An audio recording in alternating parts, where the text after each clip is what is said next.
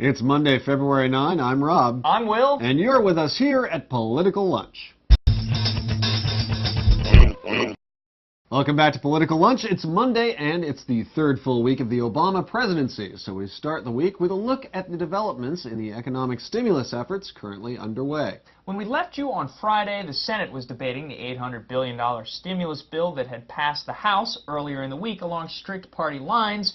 The Democrats and President Obama were at least hoping the Senate could find some level of bipartisan compromise. Well, late on Friday, it was announced that indeed they had. A slightly larger version of the House bill has reportedly won the support of three key Republican senators. Olympia Snowe and Susan Collins, Republicans from Maine, will reportedly side with the Democrats, as will Arlen Specter, Republican of Pennsylvania, when the measure is voted on tomorrow. Now that makes 60 votes in favor of the package, and all that remains now are the bicameral negotiations between House and Senate leaders to determine the final version of the bill that will be presented to the president. As the Times reports, the bills have many of the same elements, but the exact spending amounts vary. The House version provides $40 billion more in aid to local governments and is slightly more generous with a middle-class tax credit, while the Senate bill offers tax incentives for home and car purchases. Also being negotiated today is the Obama administration's approach to the Wall Street rescue plan. You may recall that $700 billion was set aside for that effort in the final months of 2008, and the Bush administration allocated roughly half of that. The Obama team had planned to unveil their plan for the second phase of spending today, but they're apparently still trying to figure out how to best sort out this mess. Now, the administration is reportedly looking to involve the private sector in the bank bailout at least as much as possible, the intention being to spend public funds mostly on the purchase of the bank's bad assets. For President Obama, these are all reasons to return to the campaign trail to win public support for both those measures.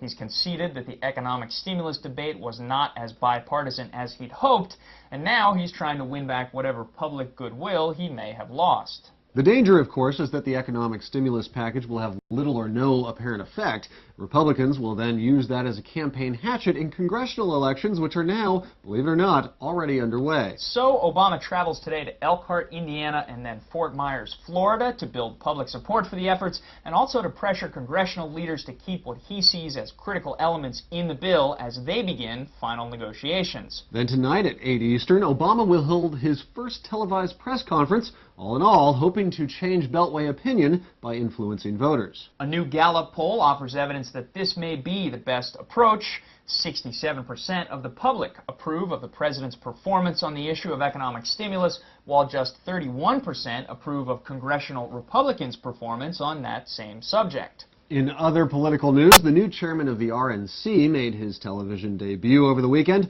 only to face questions raised by the Washington Post on Saturday about the appropriation of funds during his unsuccessful Senate bid in 2006. Michael Steele apparently directed his campaign to reimburse his sister's defunct company for services that were never performed, at least according to that campaign's former finance chairman. On Sunday, Steele denied those charges, pointing to the fact that said former campaign finance chairman is now a convicted felon who shouldn't be trusted, and we'll withhold comment on that one for now.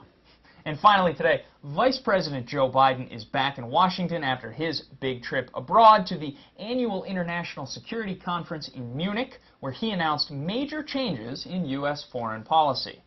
For those who disagreed with President Bush's foreign policy over the last 8 years, Biden's speech must have been quite welcome. In a nutshell, he pledged that U.S. troops will be leaving Iraq sooner rather than later, that the U.S. will be recommitting to Afghanistan, that talks with Iran are now very much an option, and that a new era of diplomacy with Russia is now beginning. And another episode of Political Lunch is now coming to an end. Thanks very much for joining us. We have a great week ahead. We'll see you on Wednesday.